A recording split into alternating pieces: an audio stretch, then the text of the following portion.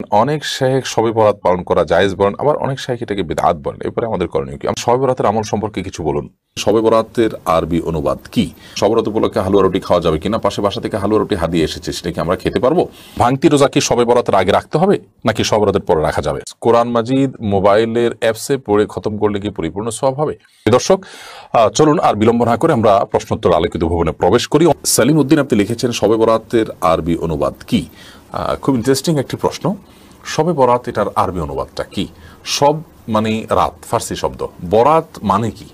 এটার উত্তর হলো যে বরাত ফার্সিতে, উর্দুতে সাধারণত বলা হয় ভাগ্যকে। আমরা বলি যে আমাদের বরাত খারাপ, অমুকের বরাত খারাপ।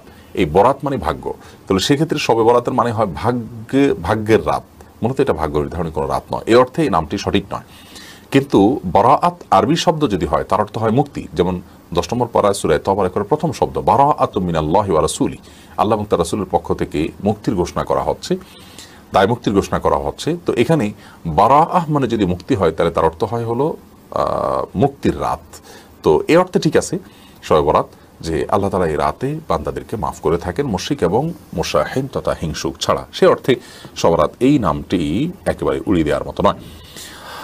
তবে হাদিসের ভাষ্য কিন্তু এই লাইলাতুল বরাআত বা শবে বরাত নয়। হাদিসের ভাষ্য লাইলাতুন নিসফি মিন শাবান বা মধ্য শাবান রজনী। আমরা হাদিসের ভাষ্যটাকে ব্যবহার করলে এই রাতকে কেন্দ্রিক অনেক অনাচার কিন্তু সমাজ থেকে এমনিতে দূর হয়ে যাবে, অনেক সীমালঙ্ঘন দূর হয়ে যাবে, অনেক বাড়াবাড়ি দূর হয়ে যাবে।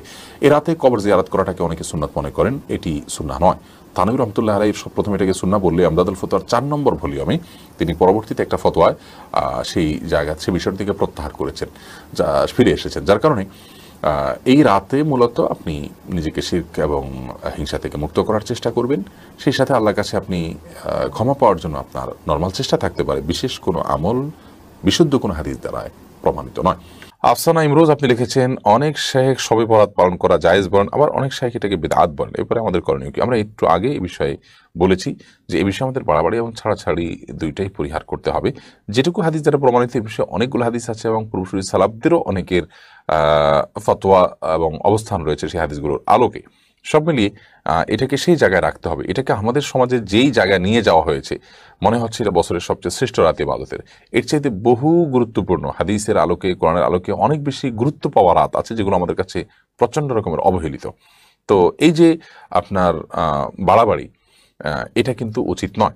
আবার একেবারে ছাড়াছাড়ি যে না, এই রাতের কোনোই ফজিলত নাই, এতগুলো হাদিস আছে, সবগুলো হাদিসকে ইগনোর করা, এবং যে হাদিসে সনদকে অনেক মুহাদ্দিসগণ শুদ্ধ বলেছেন, সেটাতে ভিন্নমত থাকার কারণে সেটাকে উড়িয়ে দিয়ে একেবারে এই আমলটাকে আপনার বেদাতি আমল সাব্যস্ত করা, এগুলো ছাড়াছাড়ি। অতএব বাড়াবাড়ি এবং ছাড়াছাড়ির সমন্বয় হওয়া উচিত। এমডি এ আর মাসুম আপনি লিখেছেন, শবে বরাতের আমল সম্পর্কে কিছু বলুন। শবে বরাত যেটাকে আমরা বলছি, এটি মূলত হাদিসের ভাষ্য অনুযায়ী লাইলাতুন নিসফি মিন শাবান বা মধ্য শাবান রজনী। মধ্য শাবান রজনী, এটার ফজিলত মৌলিকভাবে প্রমাণিত আছে যে এ রাতে আল্লাহ রাব্বুল আলামিন বান্দাদেরকে সাধারণ ক্ষমা ঘোষণা করেন, যারা হিংসুক এবং যারা শিরকে লিপ্ত তারা ছাড়া। অতএব এ রাতে এটুকু ফজিলত প্রমাণিত, এবং সেই ফজিলতের জন্য কেউ যদি চেষ্টা করেন, আল্লাহ ক্ষমা লাভের চেষ্টা করেন, বিশেষ করে হিংসা এবং বিদ্বেষ থেকে, শিরক থেকে নিজেকে পরিচ্ছন্ন রাখার চেষ্টা করেন, সেটা প্রশংসনীয়। কারণ তিনি আল্লাহর ক্ষমা লাভের ন্যূনতম চেষ্টা তিনি করছেন, আল্লাহর কাছে ক্ষমা লাভ করতে চাইছেন, দোয়া করছেন, এটি হতে পারে। ব্যক্তিগতভাবে ক্ষমা লাভের জন্য প্রচেষ্টা, সেটি দোষণীয় কোনো বিষয় নয়। কিন্তু শবে বরাত যেটাকে আমরা বলছি, যেটার আসল নাম হলো শাবানের মধ্য রজনী, হাদিসের নাম, সেই রাতের বিশেষ কোনো ফরম্যাটের নামাজ, তেলাওয়াত অথবা পরের দিনের রোজা, এর কোনোটি কিন্তু বিশুদ্ধ কোনো হাদিস দ্বারায় বর্ণিত নয়। তবে এটা ঠিক, শাবান মাস জুড়ে নফল রোজা রাখতে হয়। এর মধ্যে চন্দ্র মাসের 13, 14, 15 এই দিনগুলোতে, বীজের দিনগুলোতে রোজা রাখার ব্যাপারে নবী করিম সাল্লাল্লাহু আলাইহি ওয়াসাল্লামের বিশেষ গুরুত্ব আরোপ রয়েছে। তো সব মিলিয়ে আপনার বীজের অংশ হিসাবে, শাবান মাসের অংশ হিসাবে কেউ রোজা রাখলে সেটা অবশ্যই প্রশংসনীয়।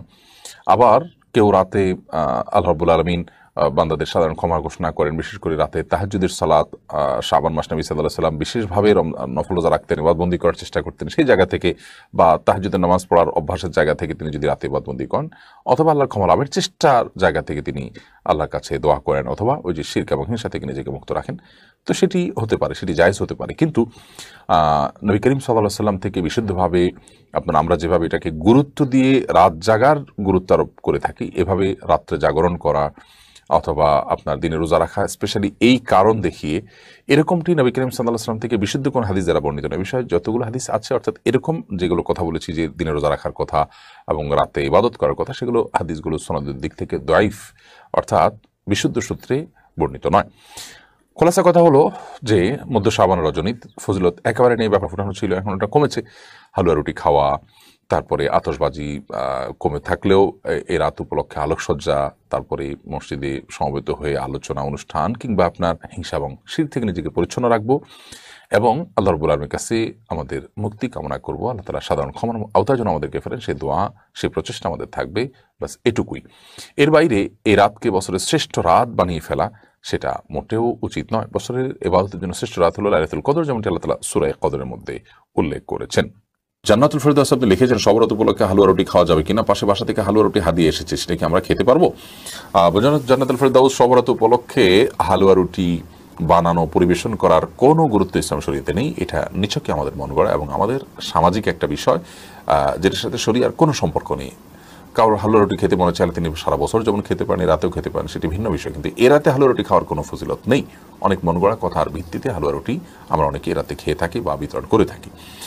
আর পাশে বাসা থেকে কেউ যদি আপনাকে হালুয়া রুটি দিয়ে থাকে, সেটা খাওয়া আপনার জন্য হারাম হবে না, কারণ মৌলিকভাবে সেই খাবারটা তো হারাম কোনো খাবার নয়, হালাল খাবার। হ্যাঁ, যদি এমন হয় সে খাবারটা গ্রহণ না করে আপনি লোকটাকে বোঝালে তিনি এই হালুয়া রুটির যে কসরত করে থাকেন লাইলাতুল সবরাত উপলক্ষে এবং এটাকে ইসলামের কাজ মনে করেন, সবের কাজ মনে করেন, তিনি সেটাতে বিরত থাকবেন, তাহলে সেক্ষেত্রে আপনি তারটা গ্রহণ নাও করতে পারেন। অর্থাৎ আপনার এই গ্রহণ না করাটা ভ্যারি করবে যে গ্রহণ না করার পেছনে কল্যাণ আছে কিনা।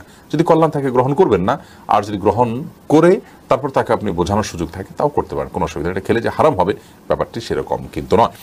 নওশিন আক্তার শ্রাবণী লিখেছেন ভাঙতি রোজা কি শবে বরাতের আগে রাখতে হবে নাকি শবে বরাতের পরে রাখা যাবে? শবে বরাতের পরেও রাখা যাবে, এমন কোনো কথা নেই যে মধ্য শাবানের আগে আপনি বিগত বছরের ভাঙতি রোজা থাকলে, ফরজ রোজা যদি অনাদায় থেকে থাকে সেটা রাখতে পারবেন না, বরং আপনি পুরো শাবানের মধ্যেই এটি রেখে ফেলতে পারবেন। তবে সন্দেহাতীতভাবে যত আগে রাখতে পারবেন ততই উত্তম, যত দেরিতে করে রাখবেন তার চাইতে। মানিক সাহেব এআইডি থেকে আপনি লিখেছেন কোরআন মাজিদ মোবাইলের অ্যাপসে পড়ে খতম করলে কি পরিপূর্ণ সওয়াব হবে?